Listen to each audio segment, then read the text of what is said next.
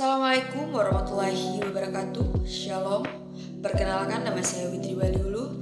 Di sini saya akan mempresentasikan materi mengenai teori FWD Pasukanis. Pasukanis merupakan salah satu tokoh hukum beralih Marxisme yang memiliki pandangan berbeda dari ahli hukum pada umumnya. Menurutnya, hukum bukanlah lembaga yang netral, melainkan lahir dari sistem ekonomi dan digunakan untuk mempertahankan kepentingan kelas yang berkuasa.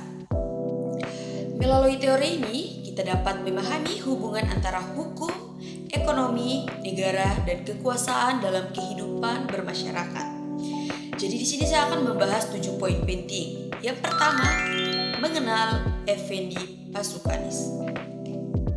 Effendi Pasukanis lahir pada tahun 1891 di Partizan, Rusia. Ia dikenal sebagai ahli hukum yang mengembangkan pemikiran Karl Marx ke dalam bidang hukum. Karya terbesar berjudul Tegener Theory of Law and Marxism yang diterbitkan pada tahun 1924. Dalam buku tersebut, Pasukanis menjelaskan bahwa hukum tidak dapat dipisahkan dari sistem ekonomi yang berlaku di masyarakat. Menurut saya, latar belakang Pasukanis sebagai tokoh Marxis sangat mempengaruhi cara pandangnya. Ia melihat hukum bukan dengan sebagai aturan, tetapi sebagai bagian dari sistem sosial dan ekonomi. Kedua, hukum sebagai suprastruktur. Konsep pertama adalah hukum sebagai suprastruktur. Pasukanis menjelaskan bahwa dalam teori Marx terdapat dua bagian utama, yaitu 1. Infrastruktur atau basis ekonomi. Kedua, suprastruktur yang terdiri atas hukum, politik, dan negara. Artinya, hukum dibentuk oleh kondisi ekonomi yang ada. Jika sistem ekonomi berubah, maka hukum juga akan berubah. Contohnya, di negara kapitalis, banyak aturan yang melindungi hak milik pribadi karena kepemilikan merupakan dasar sistem ekonomi tersebut. Hal ini menunjukkan bahwa hukum tidak selalu netral. Dalam banyak keadaan, hukum dapat mencerminkan kepentingan kelompok yang memiliki kekuatan ekonomi dan politik. Ketiga, teori nilai lebih atau surplus value. Konsep kedua adalah teori nilai lebih. Menurut Karl Marx yang dikembangkan oleh Pasukanis, seorang pekerja menghasilkan nilai barang yang lebih besar daripada upah yang diterimanya. Selisih antara hasil produksi dan upah tersebut, nilai atau nilai lebih. Nilai lebih inilah menjadi keuntungan bagi pemilik modal. Contohnya, seorang buruh menerima upah 200.000 sehari, namun hasil produksinya bernilai 800.000 sehari. Selisih 600.000 menjadi keuntungan perusahaan. Menurut Pasukanis, keadaan tersebut merupakan bentuk eksploitasi dalam sistem kapitalisme. Oleh karena itu, hukum seringkali digunakan untuk mempertahankan hubungan produksi tersebut. Keempat, negara dan hukum sebagai alat kelas. Pasukanis berpendapat bahwa negara dan hukum bukan hanya berfungsi menjaga ketertiban masyarakat. Negara dan hukum juga menjadi alat untuk mempertahankan kepentingan kelas yang menguasai alat produksi. Lembaga seperti polisi, pengadilan, dan aparat negara dianggap menjaga sistem ekonomi yang berlaku. Pendapat ini merupakan kritik terhadap pandangan bahwa hukum selalu bersifat adil dan netral. Pasukanis menilai hukum lebih banyak melindungi kepentingan kelompok yang berkuasa dibandingkan kepentingan seluruh masyarakat.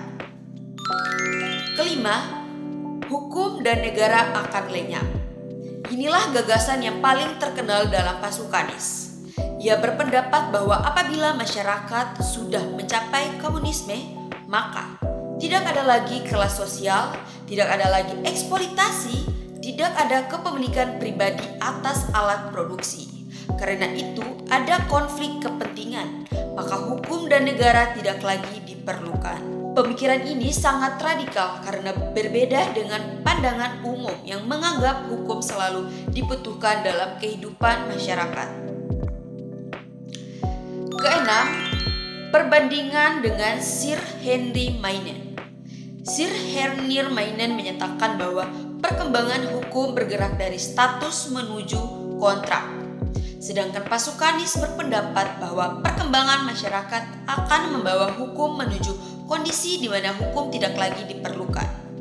Perbedaan keduanya terletak pada tujuan akhir perkembangan hukum. Maine melihat hukum terus berkembang. Pasukanis justru melihat hukum akan menghilang ketika masyarakat benar-benar bebas dari konflik kelas.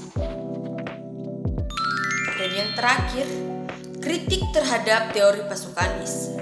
Meskipun teorinya terkenal, terdapat beberapa kritik. Pertama, hampir semua negara modern tetap membutuhkan hukum dan negara. Kedua, bahkan negara menganut sistem sosialis tetap memiliki pengadilan, polisi, peraturan hukum.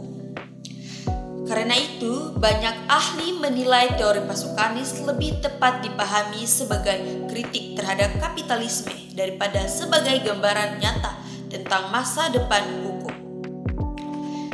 Kesimpulannya, berdasarkan pembahasan tersebut dapat disimpulkan bahwa 1. Hukum menurut Pasukanis merupakan suprastruktur yang dibentuk oleh sistem ekonomi.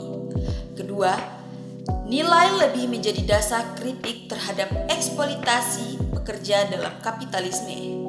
Ketiga, negara dan hukum berfungsi mempertahankan kepentingan kelas yang berkuasa. Keempat, dalam masyarakat komunis, hukum dan negara diperkirakan tidak lagi diperlukan. Dan yang kelima, meskipun menuai kritik, teori Pasukanis tetap penting karena membantu kita memahami hubungan antara hukum, ekonomi, dan kekuasaan secara lebih kritis. Sekian presentasi saya mengenai teori Evgeny Pasukanis. Terima kasih atas perhatiannya. Wassalamualaikum warahmatullahi wabarakatuh.